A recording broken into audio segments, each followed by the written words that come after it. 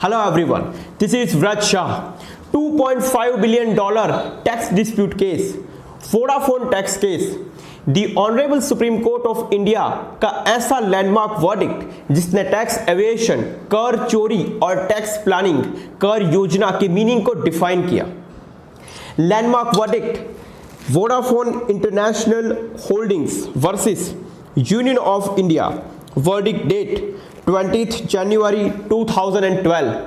इस केस का फैसला सुनाने वाली बेंच को लीड कर रहे थे former chief justice of India honourable justice S H. Kapadia और उनके सहयोगी जजेस थे ऑनरेबल जस्टिस के.एस. राधाकृष्णन और ऑनरेबल जस्टिस स्वतंत्र कुमार. इस केस में वोडाफोन की तरफ से पैरवी कर रहे थे senior advocate mister Harish Salve. Recently, he was appointed as a Queen's Counsel for the courts of England and Wales. Year 2007, Vodafone international holding company जो कि एक नेदरलैंड बेस्ड कंपनी है, उसे भारत के टेलीकम्युनिकेशन मार्केट का हिस्सा बनना था. इसके लिए उसके पास दो ऑप्शन थे. नंबर 1, वो खुद अपना इंफ्रास्ट्रक्चर क्रिएट करे, एम्प्लॉइज को हायर करे, कस्टमर गेन करे, प्रॉफिट अर्न करे और एक लीडिंग कंपनी बने. ये सारी प्रोसीजर में बहुत सारा वक्त चला जाता. और नंबर 2, वो भारत में ही किसी वेल सेटअप की गई कंपनी को हायर करे, उसे खरीद ले और फिर भारत की टेलीकम्युनिकेशन मार्केट का हिस्सा बने. उस वक्त भारत की टेलीकम्युनिकेशन मार्केट में एक लीडिंग कंपनी थी हच, जिसका करीब 22% मार्केट शेयर्स था. एज पर फैक्ट्स, एक टेलीकॉम कंपनी हच जिसके करीब 67% शेयर्स केमेन आइलैंड स्थित सीजीपी इन्वेस्टमेंट होल्डिंग के पास है. केमेन आइलैंड एक टैक्स हेवन प्लेस है. अब हमें यह समझना है कि टैक्स हेवन प्लेस क्या है. टैक्स हेवन प्लेस एक ऐसी जगह है जहां पर कोई भी ट्रांजैक्शन हो तो किसी भी पार्टी को कोई भी टैक्स नहीं देना पड़ता या बाकी प्रदेशों की कंपेयर में बहुत कम टैक्स देना पड़ता है. और केमेन आइलैंड में स्थित सीजीपी इन्वेस्टमेंट होल्डिंग के 100% shares Hong Kong based company Hutchison telecom international limited के पास है. तो वोडाफोन इंटरनेशनल होल्डिंग ने सीजीपी इन्वेस्टमेंट होल्डिंग लिमिटेड को खरीदने के लिए हचिसन टेलीकॉम इंटरनेशनल लिमिटेड के सामने प्रस्ताव रखा, जिससे सीजीपी इन्वेस्टमेंट होल्डिंग लिमिटेड का इंडिया में किया गया इन्वेस्टमेंट जो हच टेलीकॉम कंपनी के नाम से था, वह हच टेलीकॉम कंपनी के मालिकी हक वोडाफोन इंटरनेशनल होल्डिंग के पास आ जाते. तो यह पूरे ट्रांजैक्शन में इंडिया को बीच में लाए बिना ही वोडाफोन हच की मालिक बन जाते. इस तरह वोडाफोन इंटरनेशनल होल्डिंग ने हचिसन टेलीकॉम इंटरनेशनल लिमिटेड से सीजीपी होल्डिंग लिमिटेड को खरीद लिया. ये deal 55,000 crore Indian national rupees में हुई, जिसमें 5,000 करोड़ कॉस्ट ऑफ एक्विजिशन और 50,000 crore long term capital gain, जिसके 20% के हिसाब से 10,000 करोड़ रुपीस का कैपिटल गेन के टैक्स को वोडाफोन को पे ना करना पड़े. इसलिए उन्होंने इस सारी प्रोसीजर से भारत को किनारे रखा और इस तरीके से वोडाफोन की भारत में शानदार एंट्री हुई. ये सारे ट्रांजैक्शन में वोडाफोन ने टीडीएस डिडक्ट नहीं किया था, जिसके चलते भारत के इनकम टैक्स डिपार्टमेंट ने इस सारी बात को ऑब्जर्व किया और वोडाफोन को 12,000 करोड़ इंडियन नेशनल रुपीस की डिमांड नोटिस भेजी. उसके बाद वोडाफोन ने बॉम्बे हाईकोर्ट में रिट पिटीशन फाइल की, जहां पर उसने अपना तर्क रखा कि इस केस में उनकी टैक्स लायबिलिटी नहीं बनती है, क्योंकि इस केस में जो बायर है यानी वोडाफोन कंपनी जिसने कंपनी को खरीदा है वो फॉरेनर है, विदेशी कंपनी है. जो सेलर है जिसने कंपनी को बेचा है हचिसन इंटरनेशनल टेलीकॉम, वो भी विदेशी है, फॉरेनर है. जिस कंपनी को खरीदा गया है यानी केमेन आइलैंड स्थित कंपनी सीजीपी इन्वेस्टमेंट होल्डिंग, वो भी विदेश में है. ये सारी डील आउटसाइड इंडिया हुई है. ये सारी डील में एज अ कंसिडरेशन जो अमाउंट दी गई है वो भी फॉरेन में दी गई है. तो ये सारी प्रोसीजर जब भारत में हुई ही नहीं है तो इंडिया में वोडाफोन की टैक्स लायबिलिटी कैसे बनेगी. इसके आगे वोडाफोन ने CBDT circular number 728 on dated 10th of October 1995 और द इनकम टैक्स एक्ट 1961 कि सेक्शन 194 क्लोज जे का हवाला देते हुए कहा कि वोडाफोन एक नॉन रेसिडेंशियल भारत के बाहर की कंपनी है जिसका भारत में पहले से कोई अस्तित्व नहीं है, प्री एग्जिस्टेंस भारत में नहीं है, और उसने भारत की रेसिडेंशियल भारत स्थित कंपनी हज को खरीदा है, उसे एक्वायर किया है, इसलिए इसमें वोडाफोन की टैक्स लायबिलिटी भारत के लिए नहीं बनेगी। इस पर सरकार ने अपना ये तर्क रखा कि वोडाफोन एक विदेशी कंपनी है, लेकिन उसने भारत की या भारत में स्थित कंपनी हज को नहीं खरीदा है, उन्होंने केमन आइलैंड स्थित कंपनी सीजीपी इन्वेस्टमेंट होल्डिंग को खरीदा है जिसके अंडर में हज कार्य करती है। तो ये जो पूरी डील है वो एक नॉन रेसिडेंशियल कंपनी और नॉन रेसिडेंशियल कंपनी के बीच में है, और सीबीडीटी सर्कुलर या सेक्शन 194 क्लोज जे उस वक्त ही अप्लाई होती है कि जब ये deal non residential to residential होती, यानी अगर वोडाफोन कंपनी डायरेक्टली भारत में स्थित कंपनी को खरीदती तब ये सर्कुलर लागू होता या तब ये सेक्शन अप्लाई होती, लेकिन वोडाफोन ने एक विदेशी कंपनी को खरीदा है जिसकी सब्सिडरी कंपनी भारत में है, तब सेक्शन 194 क्लोज जे या सीबीडीटी सर्कुलर लागू नहीं होगा और वोडाफोन की टैक्स लायबिलिटी भारत के लिए बनेगी, क्योंकि तब the income tax act 1961 section 195 apply होगी। इस पर वोडाफोन ने अपना तर्क रखा कि सेक्शन 195 तभी अप्लाई होगी जब वो किसी अमाउंट को एज एन इंटरेस्ट किसी कंपनी को पे करे, लेकिन वोडाफोन ने किसी भी कंपनी को कोई भी अमाउंट एज एन इंटरेस्ट के तौर पर पे नहीं की थी, तो उन पर टैक्स लायबिलिटी नहीं आएगी। इसके अलावा अगर उन्होंने इंटरेस्ट के अलावा भी कोई अदर पेमेंट को किसी कंपनी को पे किया हो तो उसमें भी 3 कंडीशंस का फुलफिल होना जरूरी है।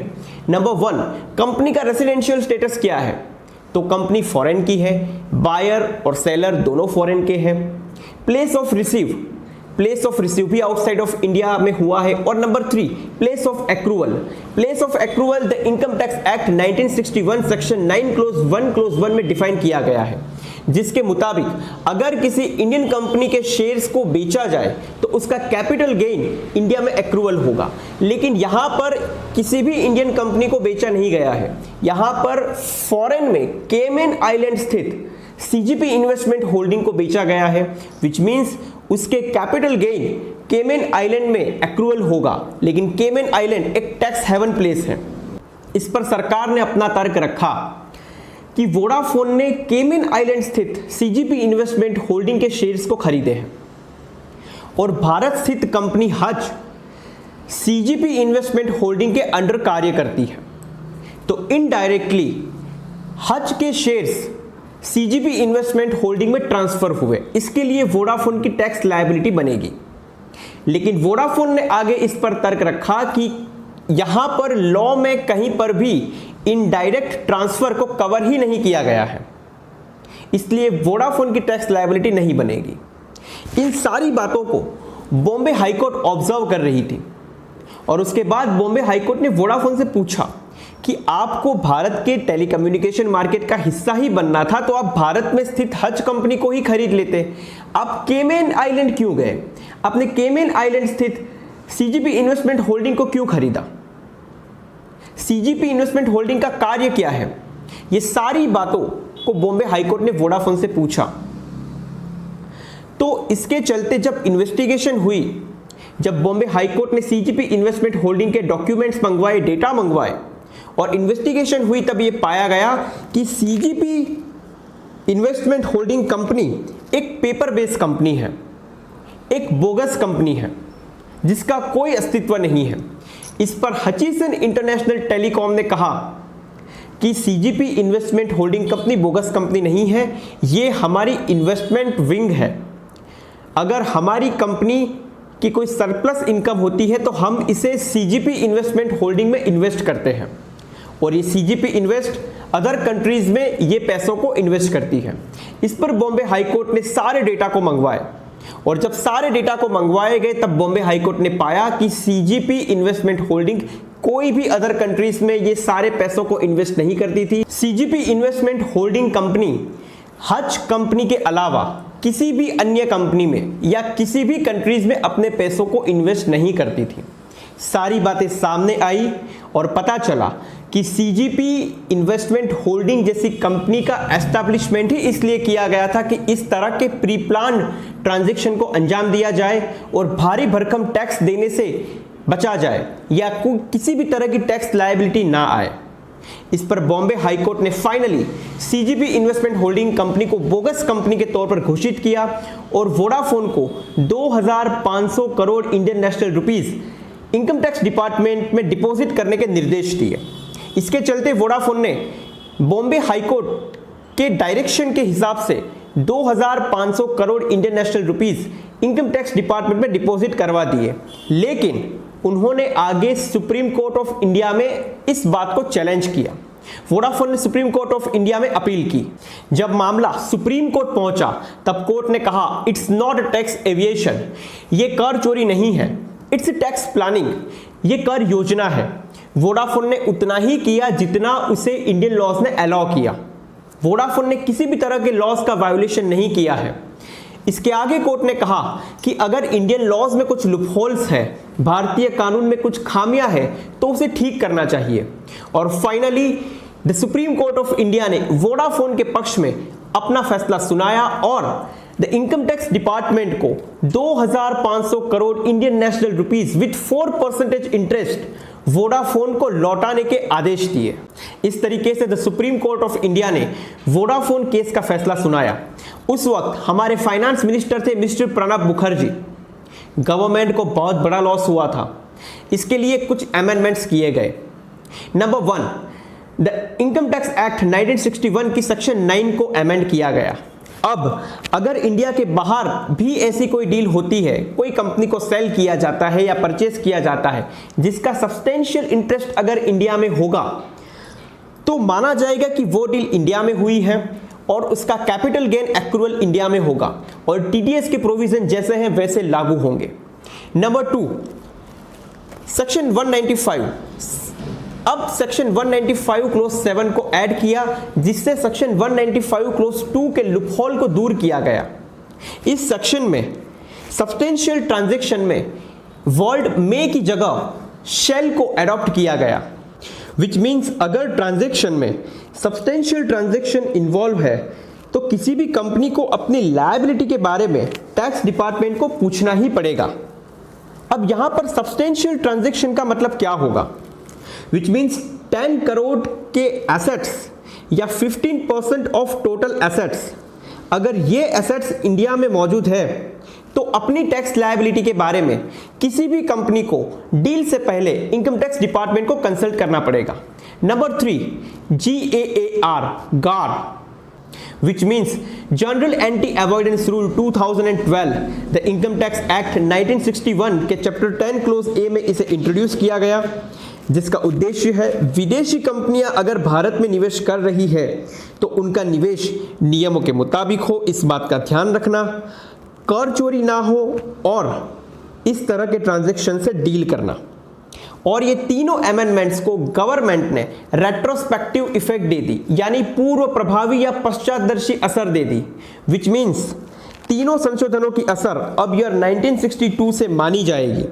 पूरी दुनिया की कॉरपोरेट लॉबी से नेगेटिव रिएक्शंस आए, क्योंकि वोडाफोन ने भले ही केस जीत लिया, लेकिन ये तीनों अमेंडमेंट की रेट्रोस्पेक्टिव इफेक्ट, पूर्व प्रभावी असर की वजह से ये तीनों अमेंडमेंट अब ईयर 1962 से लागू हुए माने जाएंगे, विच मीन्स वोडाफोन पर ये तीनों अमेंडमेंट्स लागू होंगे।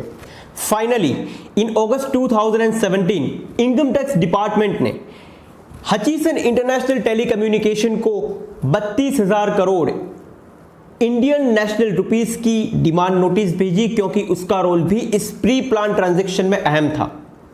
वोडाफोन टैक्स डिस्प्यूट केस आज भी इंटरनेशनल आर्बिट्रेशन ट्राइब्यूनल में पेंडिंग है। तो ये थी वोडाफोन टैक्स डिस्प्यूट केस को लेकर एक समझ। अगर आप लोगों की कोई क्वेरी हो, कोई सजेशन हो, तो आप मुझे कमेंट बॉक्स में लिख सकते हैं। Stay home, stay safe. Thank you so much.